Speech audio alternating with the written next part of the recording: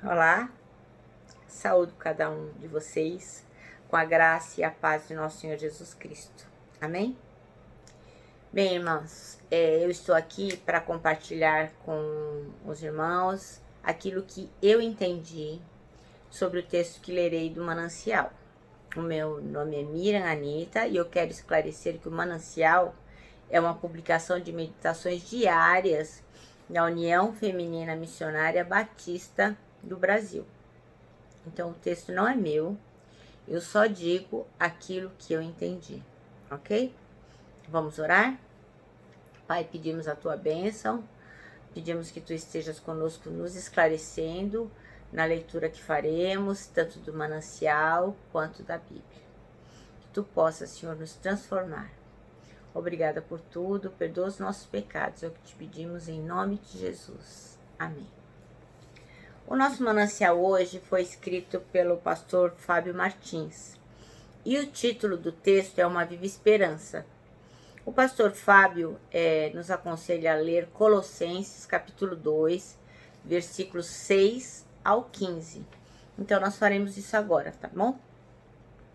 E diz assim: Portanto, assim como vocês receberam Cristo Jesus o Senhor, continuem a viver nele, enraizados e edificados nele, firmados na fé, como foram ensinados, transbordando de gratidão. Tenham cuidado para que ninguém os escravize a filosofias vãs e enganosas, que se fundamentam nas tradições humanas e nos princípios elementares deste mundo, e não em Cristo. Pois em Cristo habita corporalmente toda a plenitude da divindade, e por estarem nele, que é o cabeça de todo o poder e autoridade, vocês receberam a plenitude. Nele também vocês foram circuncidados, não com a circuncisão feita por mãos humanas, mas com a circuncisão feita por Cristo, que é o despojar do corpo da carne. Isso aconteceu quando vocês foram sepultados com ele no batismo, e com ele foram ressuscitados mediante a fé no poder de Deus, que o ressuscitou dentre os mortos. Quando vocês estavam mortos, em pecados e na incircuncisão da carne, Deus os vivificou com Cristo. Ele nos perdoou todas as transgressões e cancelou a escrita da dívida que consistia em ordenanças e que nos era contrário. Ele a removeu, pregando na cruz, e tendo despojado os poderes e as autoridades, fez deles um espetáculo público, triunfando sobre eles na cruz. Amém? Fantástico isso, né? Só o Senhor para fazer isso por nós. Bom, irmãs, então hoje, como o texto fala sobre uma viva esperança, eu vou contar a história para vocês de Emanuel e de Igor. Ambos eram pacientes. Emanuel tinha uma doença incurável e sabia que não tinha chance de sobreviver. E Igor estava se tratando de uma doença gravíssima. E um dia o Igor estava internado num lugar e o Emanuel em outro. Então um dia foram conversar com o Emanuel e perguntaram para ele se teria problema trazerem para o quarto dele o Igor, que era uma pessoa assim, bastante ranzinza, que reclamava demais da vida e que achava que tudo estava perdido e que nada ia bem. E como Emanuel era um homem assim muito generoso, solidário e paciente, então as enfermeiras perguntaram se ele se importaria, já que já fazia algum tempo que ele estava internado naquele hospital e só havia um leito vazio, que era o leito que estava no quarto do Emanuel. E o Emanuel falou: não há problema nenhum, podem trazer o paciente, sim. Eu creio que a gente se dará bem. E assim foi. A cama de Emanuel ficava próxima à janela e ele tinha um problema de pulmão. E a cama de Igor ficava distante da janela e ele tinha que ficar de bruços, porque ele tinha as costas todas ulceradas Então ele precisava ficar de bruços para poder ser tratado, né? O problema das costas dele, e ele não podia se levantar. Então ele ficava o tempo todo acamado, ele não tinha condições de se levantar. Ao contrário de Emanuel, apesar de ter uma doença muito gravíssima e terminal, ele poderia se sentar na cama em frente à janela todos os dias por 1 hora, para que ele pudesse drenar os líquidos do pulmão. E assim foi que Igor e Emanuel se conheceram. E eles se tornaram amigos. O Igor era bastante pessimista e sempre reclamava das coisas. E já Emanuel sempre tentava fazer com que ele reconhecesse o lado bom da vida, tentava alimentar a esperança dele para que ele se sentisse melhor. Então, um dia, o Emanuel olhou para a janela e começou a descrever para Igor tudo que estava além da janela. Então ele começou a contar que haviam crianças no parque, as crianças corriam, elas davam risada, havia flores no jardim, o céu estava muito azul, tudo muito belo. E todos os dias Emanuel contava para Igor o que ele via da paisagem da janela. Então, ele falava sobre os namorados, sobre o tempo, sobre como as pessoas se sentavam no banco do jardim. Um dia até Emanuel descreveu para Igor uma banda que passava. O Igor não conseguia ouvir o barulho da banda, a música dela, mas ele fechava os olhos e ele conseguia exatamente vislumbrar tudo aquilo que Emanuel estava descrevendo para ele. Então o Igor passou a viver os dias aguardando aquela hora em que Emanuel teria que se sentar na cama para poder aliviar o líquido dos pulmões, mas era o momento em que ele descrevia as coisas que aconteciam lá fora no mundo real. E os dias foram passando e Igor falava, conta mais. Aí ele falava, nossa, eu vejo as nuvens brancas, elas se movimentam. Olha lá, eu tô vendo uma que parece um pássaro. Aquela parece um carrinho. Nossa, um monte de crianças vindo da escola uniformizadas. Ia contando, e aquilo alegrava muito o coração de Igor. E eles iam sendo tratados e a vida ia seguindo em frente.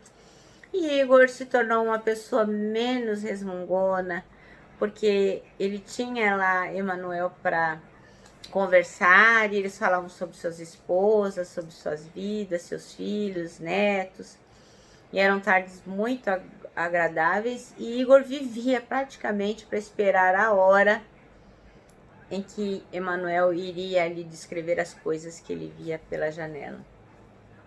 Um dia, quando a enfermeira veio para trazer as medicações, ela encontrou Emanuel sem vida. Ele havia morrido durante a noite placidamente. Ele morreu dormindo. Aí ela pediu às enfermeiras que viessem lá para tirar o corpo de Emanuel. E assim, Igor perdeu seu companheiro de quarto.